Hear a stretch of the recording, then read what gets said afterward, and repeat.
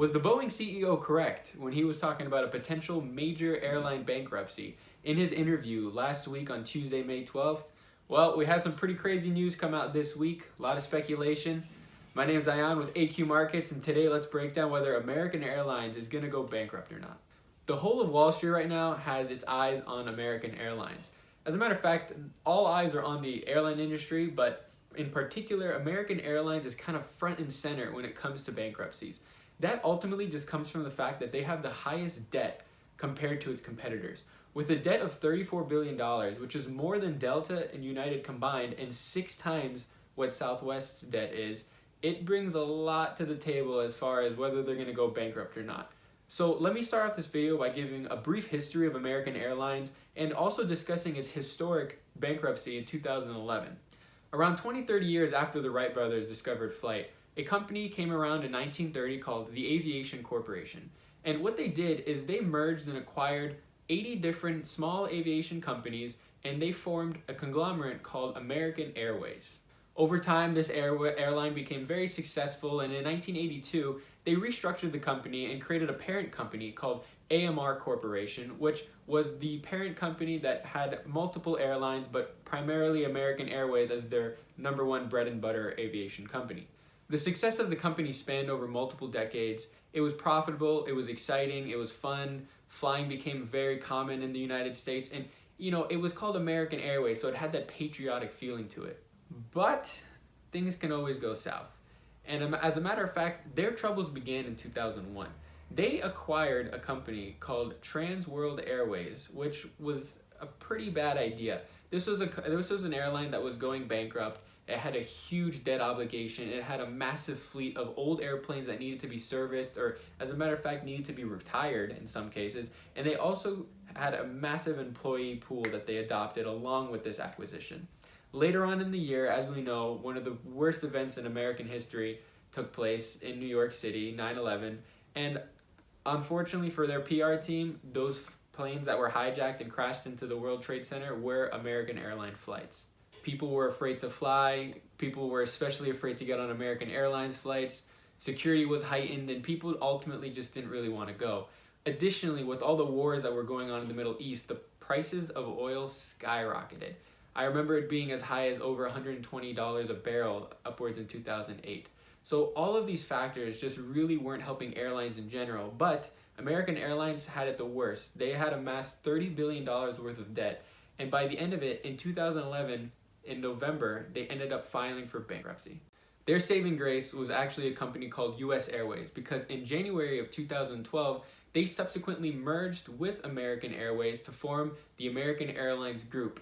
After this merger fully took place in 2015, they only had profitable quarters. As a matter of fact, the only quarter that they lost profit was the most recent one, right as soon as coronavirus became a pandemic. So you're thinking, okay, they did fail in the first place. They had a massive come up, great success story. So what happened? Why is this happening again? Let's get into why.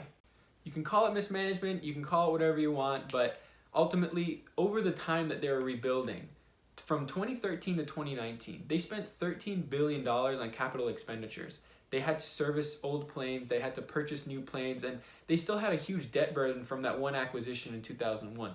Additionally, over the span of 2010 to 2019, they spent $13 billion on share buybacks, which is very good for the investor because it allows the share prices to go up in value. However, if you have debt obligations and you aren't paying those debt obligations, that could come back to bite you in the butt. And that's kind of what's happening right now. Their most recent quarterly loss was $2.2 billion. All the airlines reported quarterly losses, which was fairly obvious because of COVID-19, but analysts were expecting them to have an $800 million loss, which was a lot less than what actually happened, which did not show a good sign.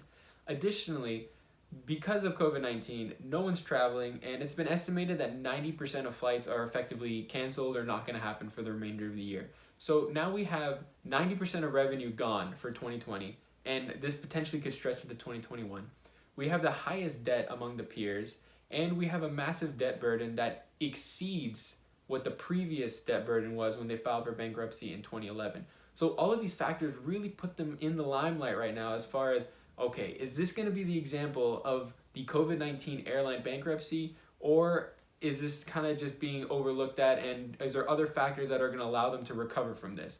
So let's discuss now the pros of the company and what could potentially be the saving grace. So let's go over their numbers, how much liquidity they have, what their projected liquidity could be, and whether or not these numbers will actually help their case in not defaulting on their loans. So let's start off with the government relief. They received $5.8 billion in government aid, and this is just the first round. It is unclear whether they're going to get additional funding from the government, but let's just call it 5.8 and assume it's one round. Additionally, they've cut their capital expenditures by $12 billion, which means that they're not going to be spending $12 billion going into the rest of the year 2020, which is good because that means they're going to be hemorrhaging less money. At the end of the day, they're still losing money, but they're losing less now for the rest of 2020.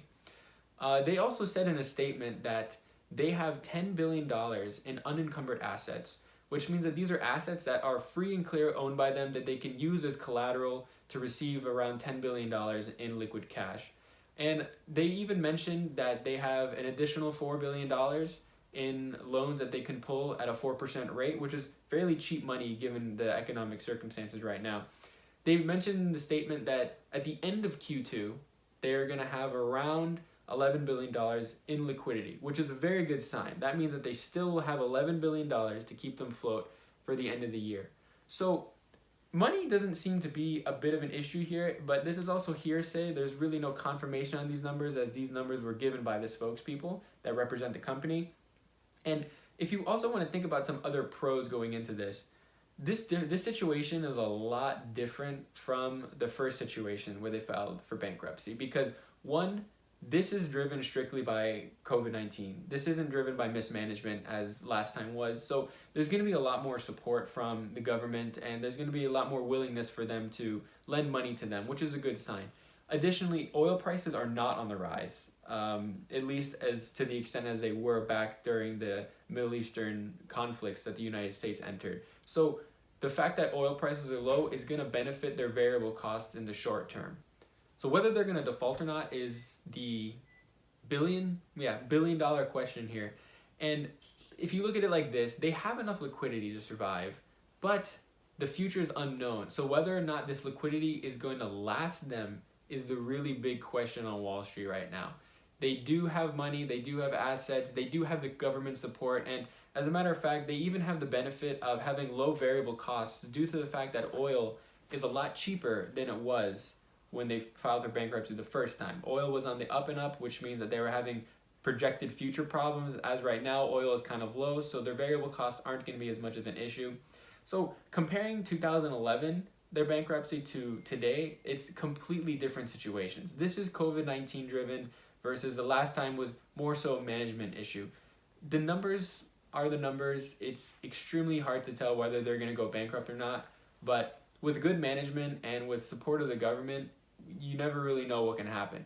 In some cases, there's moral hazard where if all these companies get bankrupted, then people are going to be very upset at the fact that their tax money is going towards this. So will they make an example out of American Airlines and penalize them for doing share buybacks over the last 10 years and not paying down their debt?